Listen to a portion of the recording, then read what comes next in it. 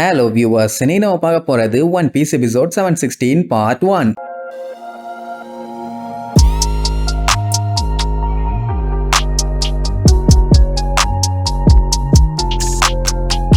Open பண்ணா ஹாஸ்பிட்டல்ல தான் காட்டுறாங்க. அங்க இருக்க அத்தனை பேருமே பயங்கரமா பதறுவாங்க. ஏன் டாக்டர் நர்ஸ் முத கொண்டு எல்லாருமே ஆடி போய் அப்படியே நகர்ந்து போவாங்க. யார் அப்படி மிரட்டுற மாதிரி வந்துட்டு இருக்கான்னு பார்த்தா நம்ம சீனியர் பிங்க். அட வேற ஒண்ணும் இல்ல, போன எபிசோடு அவன் குழந்தை மாதிரி தலையில கட்டிட்டு வந்த உடனே சிரிச்சால, அதுக்காக பைய கம்ப்ளீட்டா குழந்தையாவே மாறிட்டான். ஐ மீன் குழந்தைய போற ஜட்டி, அதுக்கப்புறம் மேல போற பனியன், வாயில ஒரு பீடிங்கி, அப்படியே கச்ச கன்றாவியா வந்து நிக்கிறான். நமக்கு இப்படி இவனை பார்த்தாலே சிப்பு சிப்பா வருதே, அவளுக்கு சிரிப்பு வராமையா இருக்கும். அப்படியே அவன் முன்னாடி போய் நிப்பான், அவன் மறுபடியும் சிரிப்பா. அவனுக்கு சந்தோஷம்.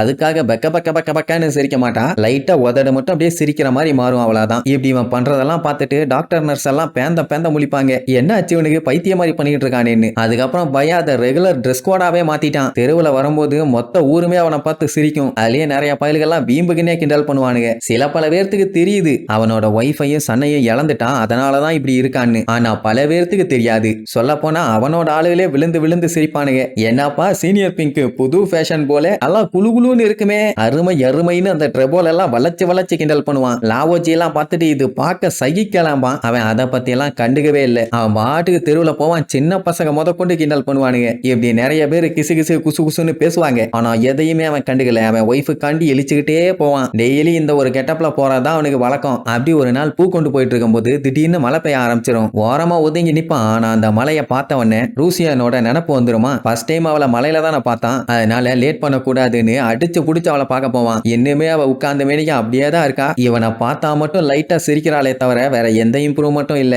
அப்ப அவன் மூஞ்சில ஒளி அடிக்கும். இதுக்கு முன்னாடி அவ சிரிச்சுட்டு இருக்கும்போது எப்படி பிரைட்டா இருக்குமோ அதே மாதிரி மூஞ்சி இருக்கும். உடனே அவனுக்கு அந்த குழந்தைக்கு பேரு வச்ச ஞாபகம் எல்லாம் வரும். அருமையான நாட்கள். ஆனா எல்லாமே ஊத்திச்சு. அவன் கையை பிடிச்சு உட்கார்ந்துகிட்டு, நான் இப்ப போட்டிருக்க சூட்டு இதுக்கு முன்னாடி நான் போட்டிருந்த கோட்டு சூட்டை விட ஒருத்தான சூட்டு தான். ஏன்னா இது உனக்கு பிடிச்சிருக்குதே, உன் சிரிப்புக்காக மட்டும்தான் இந்த சூட்டையே போட்டிருக்கேன்பா. அப்படிதான் அந்த சூட்டோட போய் டெய்லி அவளை சிரிக்க வச்சு பார்ப்பான். அந்த டைமுங்கும் போது அவனுக்கு பழைய நினைவுகள் எல்லாமே ஒன்னொன்னா வரும். எல்லாம் இதுக்கு முன்னாடி சொன்ன சம்பவம் தான். இதெல்லாம் யோசிச்சு பார்க்கும் போதே பிராங்கி போட்டு பொலன்னு பொலந்து கட்டுவான். அப்படி வெறித்தனமா அடிச்சு கடைசியா ஒரு அடி அடிச்சு அவன் பிளையிங்ல போகும்போது அப்படியே அவனோட ஒய்ஃபோட பழைய நினைவுகள் எல்லாமே வரும். அந்த டைம் அவன் கண்ணாடி அப்படியே உடஞ்சு தெரியுமா. மழை ஒரு வழியா நின்றுச்சுன்னு சொல்லிட்டு அப்படியே அந்த கிளவுட்ஸை பார்ப்பான். அவன் ஒய்ஃபோட எவ்வளவு சந்தோஷமான வாழ்க்கையை வாழ்ந்தான்னு ஒன்னொன்னா கண்ணுக்கு முன்னாடி வரும். கடைசியா அவன் ஒய்ஃபோட ஸ்மைல பார்த்ததோடையே பொத்துன்னு போய் விழுவான். அவ்வளவுதான். இதுக்கு மேலலாம் அவனால ஒரு இன்ச்சு கூட நகர முடியாது. அந்த அளவுக்கு நம்ம பிராங்கி போட்டு பொலன்னு பொலந்து எட்டிட்டான். உடனே ரெண்டு குரூப்பும் மாத்தி கத்திக்கிட்டே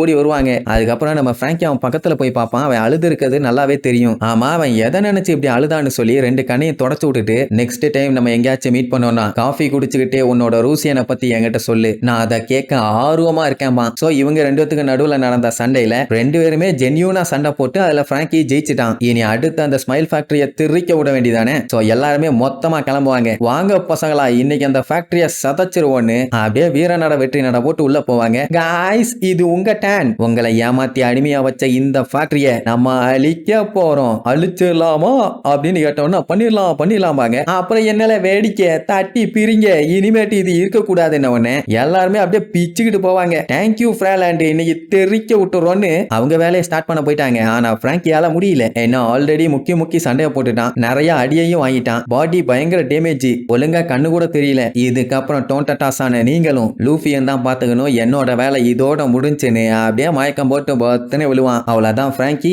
அவனோட வேலையை சீரும் சிறப்பும் செம்மையுமா முடிச்சிட்டான். அப்படியே கட் பண்ணி ஊருக்குள்ள காட்டுறாங்க. கலவரம் தாறுமாறா போயிட்டு இருக்குது. எல்லாம் பொம்மையில இருந்து மாறின அனிமல் சாலை தான். அதே நேரம் டியமண்டே கூட சண்டை போட்டுட்டு இருக்க கைரோஸும் ரெபேக்கா அவங்க எல்லாருமே ஒரு செகண்ட் அவனை பார்த்து பயங்கரமா பீதி ஆவாங்க. என்னடானா அவன் பண்ண ஒரு அட்டாக்ல அந்த இடமே ரெண்டா பொளந்துருச்சு. அட பேதியில போனவனே, இந்நேரத்துக்கு அந்த வெட்டு மட்டும் பாடியில பட்டுருந்துச்சு, டெட் பாடி ஆயிருக்குமேடானா அதை பத்தி எல்லாம் அவனுக்கு கவலை இல்ல. It's show time. எவ்வளவு நேரம் நான் அவங்க கூட இப்படியே விளையாண்டுட்டு இருப்பேன். டாடியும் பொண்ணும் சேர்ந்து நெக் ஆப்படிக்கலான்னு பாக்குறீங்களா? சோத்துல சோடியம் போட்டு சாப்பிடறவன்டா நானு, உங்களை பொல்லண்டே தீருவேன்னு ஆஃப் மூன்னு சொல்லி கத்திய ஒரு ரொட்டேஷன் போட்டு மறுபடியும் ஒரு வெட்டு போடுவான். அந்த இடம் மறுபடியும் ரெண்டா பழக்கம். அவன் போட்ட வெட்டுல கைரோஸ் ஒரு சைடு தெரிப்பான், ரெபேக்காவும் ரோபினும் ஒரு சைடு தெரிப்பாங்க. அதுக்கப்புறம் வழக்கம் போல ஓவரா டைலாக் பேசி எல்லாத்தையுமே கடுப்பேத்திட்டு இருப்பான். அதுலயும் மெயினா கைரோஸை தான் கடுப்பேத்துவான். ஏன்டா நீ எல்லாம் பெரிய பெரிய அப்பாட்டகரா? ஏதோ கொலோசியம் வரலாற்றிலேயே நீதான் பெரிய பாதாம் பிஸ்தாம் பருப்புன்னு சொல்லி ஓவரா பில்டப் பண்ணிட்டு இருந்தாங்க. உன்னை ஸ்ட்ராங்குன்னு நினைச்சேன், ஆனா நீ வீக்கா இருக்க. என்னதான் இதுக்கு முன்னாடி நீ சீன் போட்டுட்டு சுத்தி இருந்தாலும் இப்ப கொலோசியத்தோட ஹீரோ நான் தாண்டா,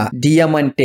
என்னைய மிஞ்ச எவன்டா இருக்கான்னு சொல்லி கைரோஸ் எல்லாத்தையுமே பயங்கரமா காண்டி ஏத்திக்கிட்டு இருப்பான். அவ்வளவுதான், நெக்ஸ்ட் எபிசோட்ல மீட் பண்ணலாம். டாடா.